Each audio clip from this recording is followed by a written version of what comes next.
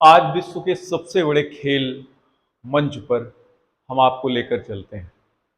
कल हमने चर्चा किया था फिल्मों की। फिल्मों में मैंने कल आपको आईफा पढ़ाया था और फिल्म फेयर। और आज हम विश्व के सबसे बड़े खेल मंच पर चल रहे हैं, ओलंपिक खेलों पर। कहाँ चल रहे हैं? ओलंपिक खेल। तो हम जानते हैं ओलंपिक खेलों का इतिहास बहुत लंबा है। ओलंपिक खेल, ये ओलंपिक खेल शुरू हुए ग्रीस में। ग्रीस, अंग्रेजी में इसको बोला जाता है यूनान। क्या बोला जाता है? यूनान। 776 ईस्वी में ये पहली बार ओलंपिक वहीं पर आयोजित हुए। ईस्वी में, कल्पना करिए आप। तो ओलंपिक खेलों का जन्मदाता देश यही था, ग्रीस, यूनान।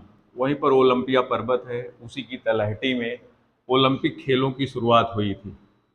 लेकिन बाद में धीरे धीरे इतिहास की बात हो गई, तमाम आक्रमणकारियों के कारण। फिर ओलंपिक उनका अपना स्थानीय गेम हुआ करता था। फिर आधुनिक ओलंपिक, इसी ओलंपिक को जो शुरू हुआ था ओलंपिया पर्वत की तलहटी में, इसी को आधुनिक ओलंपिक दे दिया गया नाम, आधुनिक ओलंपिक खेल।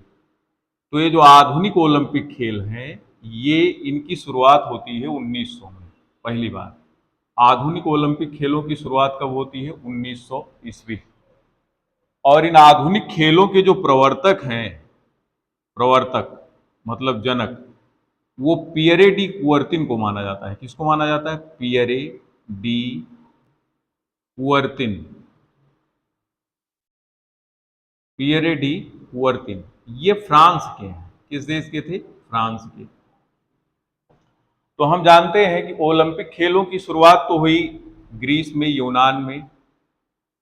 और आधुनिक ओलंपिक खेलों की शुरुआत जो हुई वो 1900 ईस्वी में हुई, और पहली बार पेरिस में ही हुई थी शायद। पहली बार कब हुई थी? पेरिस में हुई आधुनिक ओलंपिक खेलों की शुरुआत। और इसके जनक कौन माने जाते हैं? पियरे डी कुवर्तिन, यानी कि ये कहाँ के हैं? फ्रांस। तो 1900 से लेकर के अब तक जो यात्रा है ओलंपिक खेलों की, यहां तक आ गई 33वें तक, 2024 तक आ गई। कहां तक आ गई है? 2024। तो 2024 के जो ओलंपिक खेल हुए वो पेरिस में हुए। पेरिस का मतलब फिर यहीं पे हम आ गए, फ्रांस। कहाँ आ गए? फ्रांस में आ गए। तो ध्यान में रखें, 33वें ओलंपिक खेल। यही पे एक चीज मैं और चर्चा कर दूं, ये जो ओलंपिक है, ये, इसको भी आप जान लें, नहीं तो बहुत कंफ्यूजन हो जाता है। ओलंपिक में कई ओलंपिक है। जो सबसे बड़ा प्लेटफार्म होता है इसको बोला जाता है ग्रीष्मकालिक ओलंपिक। ये कौन सा ओलंपिक था? ग्रीष्मकालीन ओलंपिक। और एक होता है पैरा ओलंपिक। Para Olympic.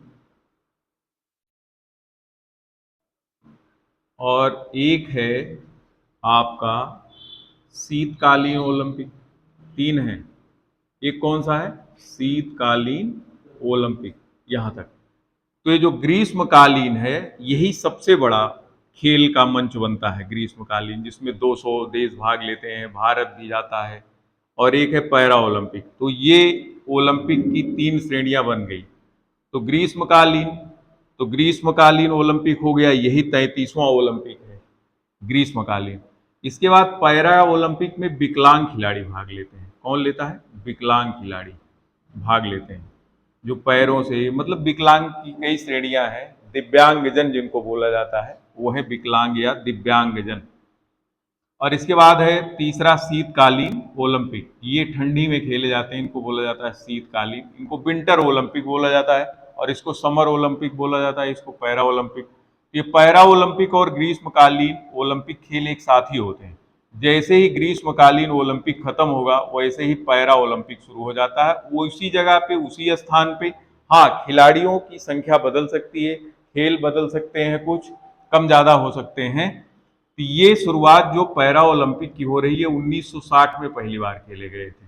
और आधुनिक ओलंपिक खेलों की बात मैं कर ही चुका हूं। ये जो ग्रीष्मकालीन ओलंपिक हुए पहली बार 1900 में हुए। तो इतना आप ध्यान में रखिएगा। बाकी हम शीतकालीन ओलंपिक पे बाद में चर्चा करेंगे। आज का टॉपिक हमारा है ग्रीष्मकालीन ओलंपिक। तो ये ओलंपिक की श्रेणियां हो गई, ग्रीष्मकालीन, पैरा ओलंपिक और शीतकालीन। तो आज हम पढ़ रहे हैं 33वें ग्रीष्मकालीन ओलंपिक खेल 2024। तो 33वें ग्रीष्मकालीन ओलंपिक खेल 2024।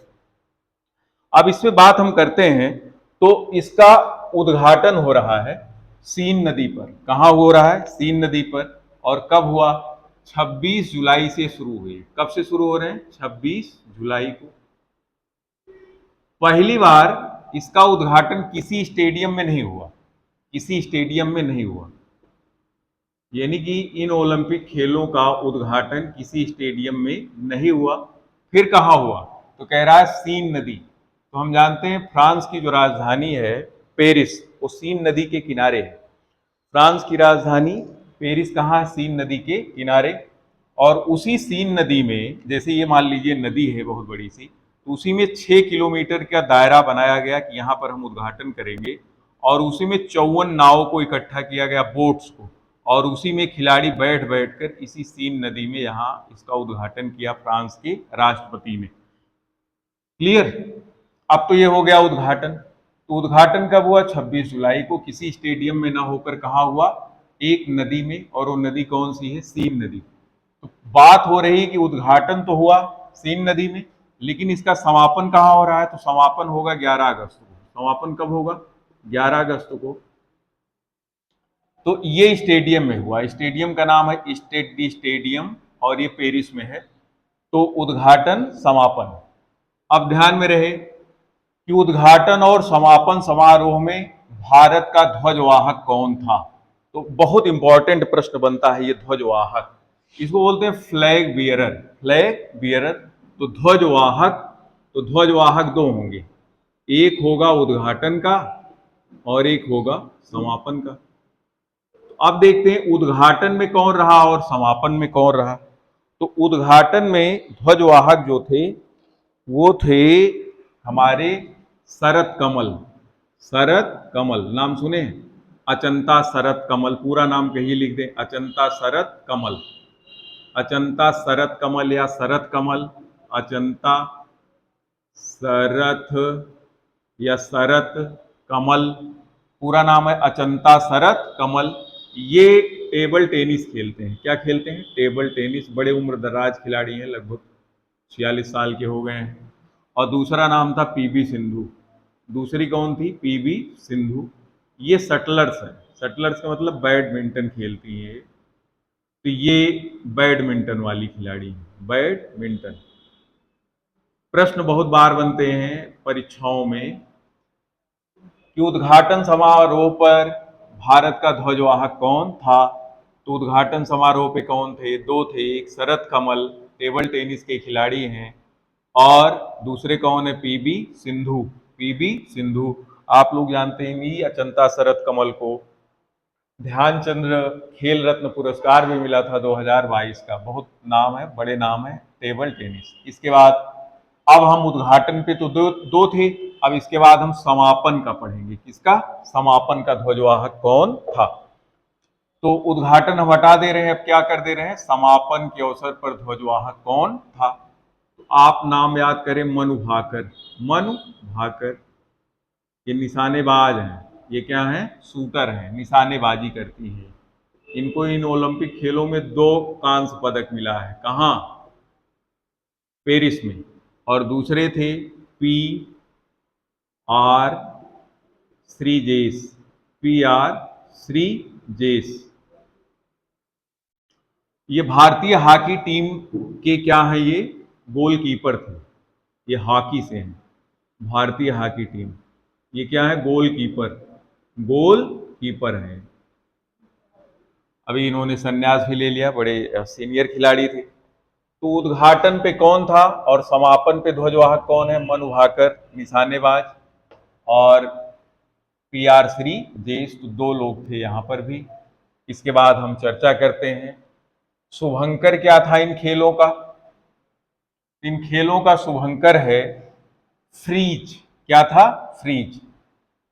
फ्रीज जान लीजिए, फ्रीज है नाम। फ्रीज जो है ये स्वतंत्रता का प्रतीक है, गणतंत्र का प्रतीक, स्वतंत्रता का प्रतीक है ये फ्रीज जो है।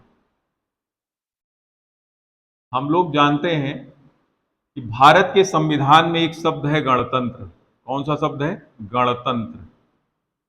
और इसके बाद प्रस्तावना में शब्द है समानता,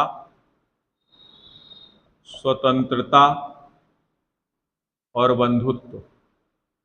पढ़े होंगे आप लोग भारत का संविधान। स्वतंत्रता, समानता और बंधुत्व। तो गणतंत्र हमने किस देश के संविधान से लिया? फ्रांस। कहां से लिया रिपब्लिक शब्द? फ्रांस। और इक्वल, और फिर देखें, ये है समानता का मतलब इक्वलिटी। क्या है? इक्वलिटी। स्वतंत्रता का मतलब लिबर्टी एंड फ्रेटर्निटी। तो हमने इक्वलिटी, फिर इसके बाद लिबर्टी और इसके बाद फ्रेटर्निटी, ये तीन शब्द है। इक्वलिटी माने समानता, लिबर्टी माने स्वतंत्रता और फ्रेटर्निटी माने बंधुत्व। तो ये सारे शब्द हमने कहां से लिए हैं? फ्रांस के। और गणतंत्र शब्द पहली बार फ्रांस में ही प्रयुक्त हुआ। तो हम जानते हैं फ्रेंच रेवोल्यूशन। फ्रेंच रेवोल्यूशन यानी कि फ्रांसीसी क्रांति हुई 1789 में। कब हुई थी? 1789 में। और वहीं पर एक बहुत महान कवि थे, लेखक थे, रूसो। और रूसो की एक रचना थी सोशल कंट्रैक्ट। कौन सी? Social contract. तो इतना सब कुछ आप लोग ध्यान में रखिएगा। हम पढ़ा रहे हैं ओलंपिक, लेकिन चर्चा आ गई तो कर लेते हैं।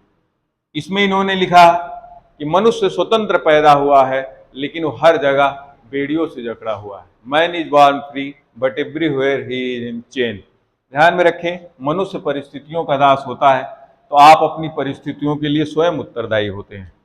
कि अभी अगर आप समय को बचाएंगे तो समय आपको बहुत महानता की ओर ले जाएगा, और समय को बर्बाद करेंगे तो समय आपको बर्बाद करेगा, फिर आप किसी ठेके पर नजर आएंगे। और वैसे भी देखो, भारत की आबादी बहुत ज्यादा हो गई है, लेकिन पता कितना मिलता है आप जान ही रहे हो। और राजनीति हर जगह घुस गई है भारत में। तो शुभंकर यानी कि मस्कट क्या था? तो मस्कट है फ्रीज। फ्रीज क्या है? तो मैंने आपको पूरी कहानी बताई। तो कह रहा है स्मॉल फ्रीजियन कैप पर आधारित फ्रीज, ये इसी शब्दों को रट लेंगे, फ्रीज। और इसके बाद इसका आधिकारिक गीत क्या था? ऑफिशियल सॉन्ग जो था वो था हेलो वर्ल्ड। Hello world. ये तो कुछ बातें हो गई इनकी कहानियों की।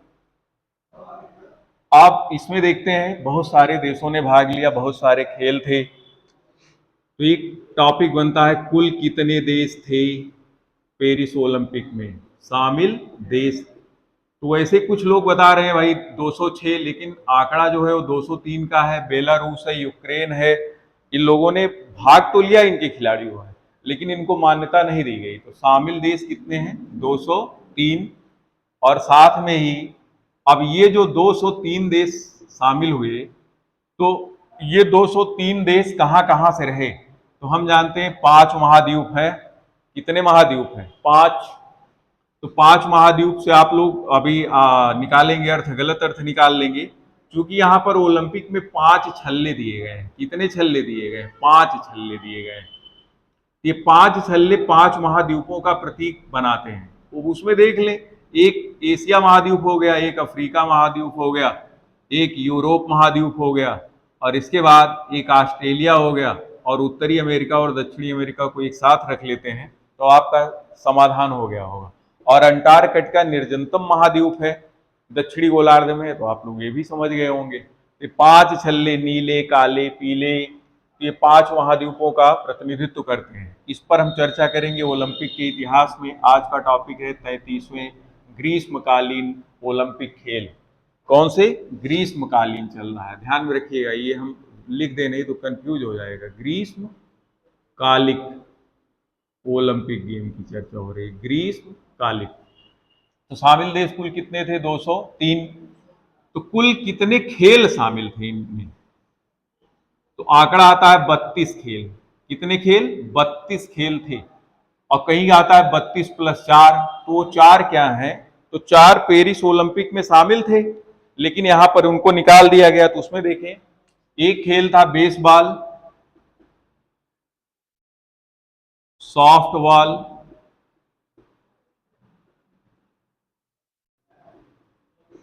कराटे।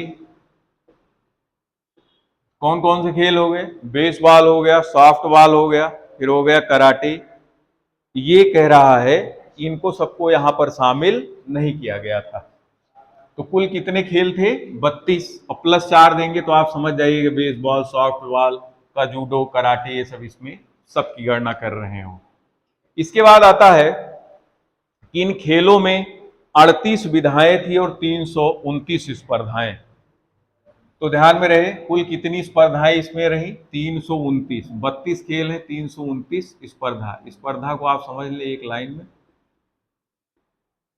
जैसे एथलेटिक्स है तो एथलेटिक्स एक खेल हो गया और उनमें बहुत सारी स्पर्धाएं हो जाती है, जैसे भाला फेंक, लंबी कूद, ऊंची कूद, जो है ना, हैमर थ्रो, बहुत सारे हो जाते हैं। 100 मीटर दौड़, 200 मीटर दौड़, 500 मीटर, और इसके बाद मैराथन दौड़, तो ये स्पर्धाएं हो जाती हैं। ये क्या हो जाती हैं? स्पर्धाएं। तो आप 32 खेल और 329 स्पर्धाएं शामिल थी।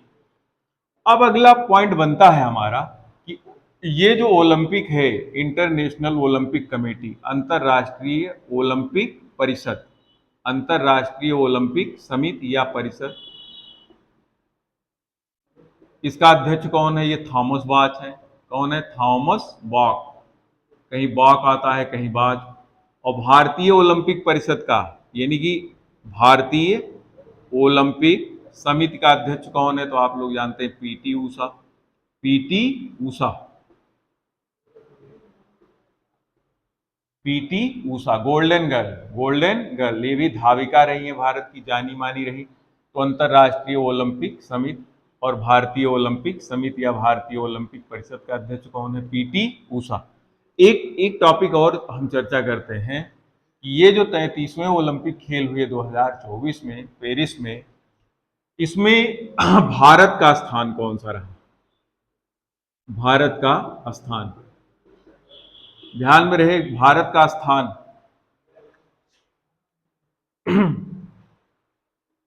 शशांक, इंक डाल दिया। भारत का स्थान बहुत, आप लोग बताएं, भारत का स्थान टॉप 10 में रहा भारत की नहीं रहा? आबादी में हम नंबर 2 पे, अब तो नंबर 1 हो गए, ऑफिशियली हम नंबर 1 है। आबादी भारत की नंबर 1 पूरे विश्व में जितने देश हैं। और क्षेत्रफल हमारा है 7वां। क्षेत्रफल के आधार पर भारत का विश्व में स्थान कौन है? 7वां। और आबादी बढ़ाने के लिए हम उत्तरदायी हैं पहले नंबर पे। सब अल्लाह की देन है, जितने आए छप्पर फाड़ के आए। नेहरू जी की कृपा से हिंदू कोड बिल बन गया, हिंदू विवाह अधिनियम बन गया, हिंदू उत्तराधिकार अधिनियम बन गया। लेकिन जिधर से आबादी बढ़ रही है उनके लिए सब छोड़ दिए कि हे अल्पसंख्यक हैं, इनको आबादी बढ़ाने का पूरा मौका मिल रहा है। ये कांग्रेसी प्रधानमंत्री नेहरू जी की देन है। हिंदू एक एक विवाह कर सकता है, दूसरा विवाह नहीं कर सकता जब तक कि उसका विवाह विच्छेद न हो जाए। लेकिन ये जो अल्लाह पाक हैं, एक साथ मतलब 4, मतलब ये काउंटिंग नंबर में जाएगा, 1 2 3 4, फिर 4 में 1 माइनस करो, फिर वो 1 प्लस करते जाओ, आप ऐसे चक्र चलता रहता है। तो इनकी आबादी कितनी बढ़ जाए, और ये किसी भी गर्भ निरोधक का भी जल्दी इस्तेमाल नहीं करते, कहते नहीं अल्लाह ने मना किया है, कुछ भी करो, सब छप्पर फाड़ के भगवान दे रहे हैं, तो आबादी तो बढ़ेगी ना। और हिंदू जनसंख्या धीरे धीरे क्या हो रही है? कम हो रही है। तो अभी आप जो जनगणना अगली होनी है उसमें आप देखेंगे तो भारत का स्थान सब में बहुत पहले दूसरे पे है। पूरे फल फल उत्पादन में, सब्जी उत्पादन में, खाद्यान्न उत्पादन में हम पहले दूसरे, दुग्ध उत्पादन में पहले, इसे करके हम बहुत पहले दूसरे पे हैं। लेकिन यहां पर भारत का स्थान 71वां था। कौन सा था? 71वां। कल्पना करो, आबादी में पहले, क्षेत्रफल में 7वें, और खेलों में 71वां। तो कह रहा है इन खेलों में भारत ने स्वर्ण पदक कितने जीते, रजत कितने जीते, और कांस्य पदक कितने जीते? ये पेरिस ओलंपिक की बात हो रही है। तो स्वर्ण पदक तो भैया हमारे पास आए कट्टम कुट्टा 0, रजत पदक 1 आया। रजत कितने आए? 1। और वही नीरज चोपड़ा भाई लेके आए, नीरज चोपड़ा। ये इसके पहले जो टोक्यो ओलंपिक हुआ था उसमें तो ये भाई जो है स्वर्ण पदक लेके आए थे, है ना। लेकिन इस बार ये भी बेचारे चूक गए, क्योंकि ये भी ढिलाई दे दिए होंगे, और क्या है। या शहबाज नदीम ने ज्यादा बढ़िया प्रदर्शन कर दिया पाकिस्तान वाले ने, तो इनको 1 रजत पदक मिला। कितना रजत मिला? 1। स्वर्ण कितना मिला है? अभी 0 है। और कांस्य पदक हम लेके आए कितने? 5। कांस्य कितने लाए? 5।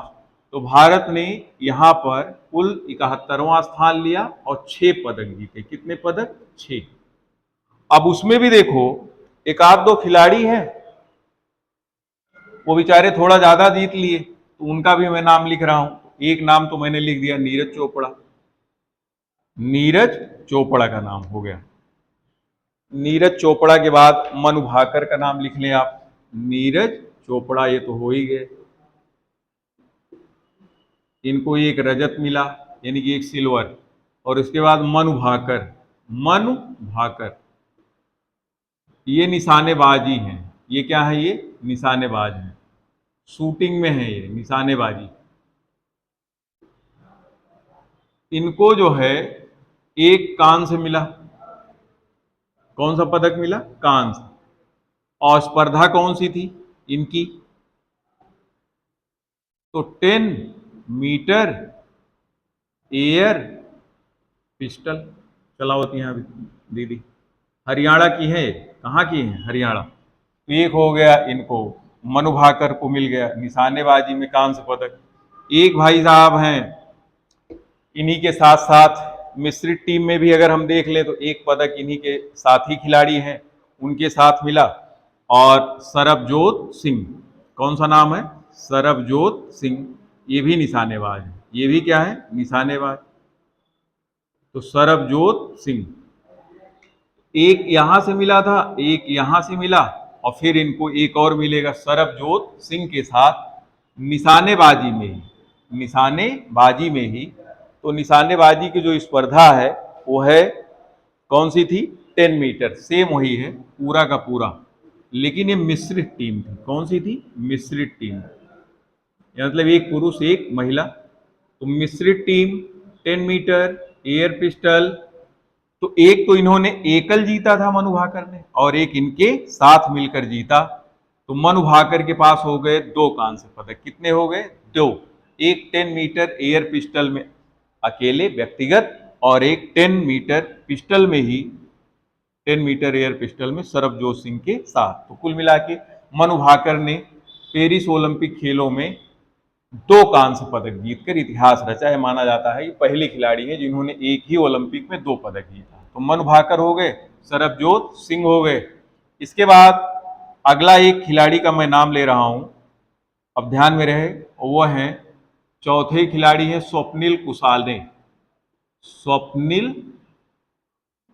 कुसाले ये महाराष्ट्र के हैं। महाराष्ट्र, पुणे में इनका जन्म हुआ। और ये क्या करते हैं बेचारे? ये भी निशानेबाज हैं। ये भी क्या है? निशानेबाज। तो ये 50 मीटर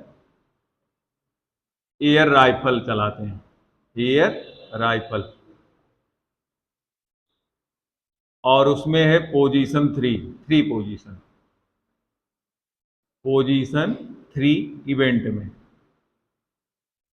एक इन्हो भैया का, स्वप्निल कुसाले भैया को भी एक कांस्य मिला है। कौन सा पदक मिला? कांस्य। सब ब्रॉन्ज ब्रॉन्ज ब्रॉन्ज। एक हो गए ये भाई साहब, और एक नाम है अमन सहरावत का। अमन सहरावत।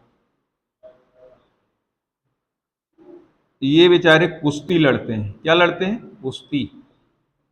भारतीय मीडिया ने बहुत बताया कि सबसे कम उम्र का वह लड़का जिसने ओलंपिक खेलों में भारत के लिए पदक उखाड़ लाया, हनुमान जी हो गए बेचारे अमन सहरावत भैया। कुश्ती फ्री स्टाइल 57 किलोग्राम। कौन सा? 57 किलोग्राम। ये 57 किलोग्राम वेट वर्ग में ये भी बेचारे गिरते फिरते एक कांस्य पदक ये भी उठा लाए। और इसके बाद बची तुम्हारी हॉकी टीम, पुरुष हॉकी टीम। पुरुष हॉकी टीम हरमनप्रीत सिंह की अगुवाई में, कप्तानी में पुरुष हॉकी टीम ने स्पेन को हराया। किस देश को हराया? स्पेन को हराकर ये लोग भी बेचारे कांस्य लेके आए। क्या लेके आए? कांस्य। बहुत महान कार्य हुआ है। तो कम से कम यहां तक पहुंचते पहुंचते नीरज चोपड़ा भाई का रजत पदक, जेवलिन थ्रो, भाला फेंक, एथलेटिक्स, जेवलिन थ्रो किस खेल से है? जेवलिन थ्रो, भाला फेंक। बहुत इतना नाम पर्याप्त है नीरज चोपड़ा का। फिर मनु भाकर निशानेबाजी, सरबजोत सिंह निशानेबाजी, स्वप्नल कुसाले निशानेबाजी, और अमन सहरावत कुश्ती और पुरुष हॉकी टीम। तो कुल मिलाकर ये 6 पदक हो गए तुम्हारे। भारत का स्थान 71वां रहा। अब सोचो 117 जने का रहे बेचारे खेल है, 16 खेल में भारत ने भाग लिया था। कितने खेलों में भारत की भागीदारी थी? 16 खेल में भारतीय टीम गए थे, 16 खेल, जो 32 में 16 में, और 117 खिलाड़ी गए रहे और जीत के आए 6 पदक। जीत के आए कितने पदक? 6, पहले जीरो आगे लगा है, 6 पदक, और 5 कांसा लाए, 1 रजत लाए, सोना गायब। आप देखें अगला एक टॉपिक बनेगा कि अब इन पदक तालिका में सर्वोच्च स्थान किसका रहा। अब आते हैं पेरिस ओलंपिक खेलों की पदक तालिका, मेडल टैली के बारे में बात करेंगे, पदक तालिका।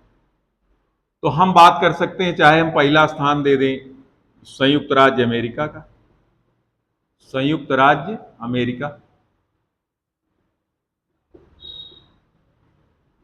इसके बाद चीन, कौन सा देश हो गया? चीन, जापान, ऑस्ट्रेलिया, फ्रांस। अरे भैया ये सब देश देखो, जापान, कितनी आबादी है जापान के, ऑस्ट्रेलिया, इनका सबका मिला लिया तो भारत से पीछे है। सही बताओ तो, ऑस्ट्रेलिया, फ्रांस, सबको मिला लो, इनका आबादी ज्यादा से ज्यादा 36 करोड़ हुए। हाँ यही बेचारे हैं जो हमें तुम्हें टक्कर देते, एशिया महाद्वीप के हैं ये। तो पहला स्थान संयुक्त राज्य अमेरिका, दूसरा चीन, और तीसरा जापान, चौथा ऑस्ट्रेलिया, और पांचवा फ्रांस। और भारत का स्थान अभी मैंने बताया था 71। भारत कौने नंबर? बार बार शर्म आती है इनको कहने में, 71वां स्थान। इतना पैसा रुपया खर्च की जाती इनके सबके ऊपर, क्या बताइए। संयुक्त राज्य अमेरिका, अब ध्यान में रखिए, 40 स्वर्ण जीता है। कितना? 40 स्वर्ण पदक जीता और 44 रजत जीता। कितने स्वर्ण पदक जीते? 40। और कितने रजत जीते? 44। और कितने कांस्य पदक जीते? 42। तो 4 2 6, और फिर 4 4 8, 8 4 12, यही तो होता है, 100, 4 2 6, कुल मिला के 126 पदक जीते। आज तक के ओलंपिक इतिहास में भारत कुल 41-42 पदक जीते हैं, इक्के दाई में सब जीत लें। संयुक्त राज्य अमेरिका है भाई। और दूसरे नंबर पे चीन है, 40 स्वर्ण इन्होंने भी जीता और 40 उन्होंने भी जीता, लेकिन इधर इनकी थोड़ा कम हो गई, इस रजत 27 से जीते और ये 24। तो दूसरे नंबर पे ये रहे 40 27 और ये लेकर। बाकी से हमारा बहुत लेना देना नहीं है। जापान ने कुल कितने पदक जीते तो हम देखते हैं 20 12 और 13। 20 स्वर्ण इन्होंने जीता, 12 रजत जीता और 13 कांस्य। और इसके बाद रहा ऑस्ट्रेलिया। कौन सा देश रहा? ऑस्ट्रेलिया। तो 18 19 और 16, तो 18 स्वर्ण, 19 रजत और 16 कांस्य। तो पदक तालिका में प्रथम 4 स्थान यही रहे, ऑस्ट्रेलिया, जापान, चीन और संयुक्त राज्य अमेरिका। ये इतने पदक, इतने पदक, इतने सब जोड़ के आप बताएंगे इन्होंने। और भारत का स्थान जो रहा वो आप जानते हैं, इधर वाला तो 0 है, इधर वाला 1 है, इधर वाला 5 है, तो भारत के कुल पदकों की संख्या हो गई 6। अब देखें प्रश्न बनता है कभी कभी कि एक ही खेल में, है ना, इस खेल में 33वें ग्रीष्मकालिक ओलंपिक खेल में सर्वाधिक पदक विजेता खिलाड़ी, सर्वाधिक पदक विजेता खिलाड़ी। तो इस पेरिस ओलंपिक खेल में सबसे ज्यादा पदक जीता है लियोन मॉर्चेंट ने। किसने जीता? लियोन मॉर्चेंट। ये फ्रांस के हैं, ये स्विमर हैं, स्विमिंग करते हैं, तैराकी करते हैं। और कह रहा है कि एक ही ओलंपिक में, तो इसकी बात नहीं कर रहा हूं, पेरिस ओलंपिक में सबसे ज्यादा वैयक्तिक पदक किसने जीता? वैयक्तिक पदक, वैयक्तिक का मतलब होता है व्यक्तिगत। तो लियान मार्चेंट को मिला 5 पदक। कितने पदक जीते हैं इन्होंने अकेले दम पर? 5 पदक। और इसमें 4 स्वर्ण रहे, 4 स्वर्ण रहे और 1 कांस्य। तो पेरिस ओलंपिक 2024 में इन्होंने, लियोन मार्चेंट ने तैराकी में 5 पदक जीते थे, 4 स्वर्ण और 1 कांस्य। यानी कि अगर ऐसा प्रश्न बने कि सर्वाधिक स्वर्ण पदक जीतने वाला खिलाड़ी कौन रहा पेरिस ओलंपिक 2024 में, तो आप बताएंगे लियोन मॉर्चेंट।